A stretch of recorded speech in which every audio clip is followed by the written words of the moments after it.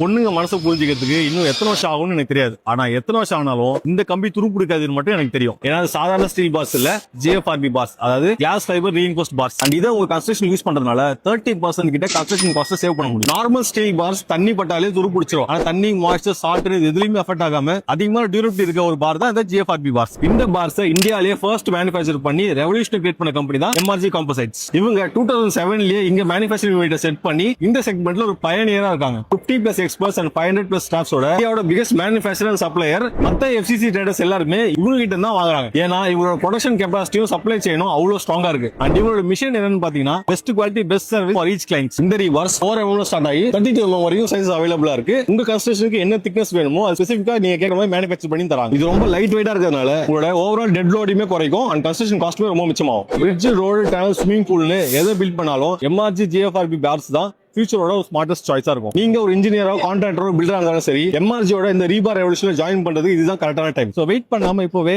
MRG composites கூட சேர்ந்து strong and ஸ்மார்ட்டான பில்டிங்ஸை உருவாக்கலாம்.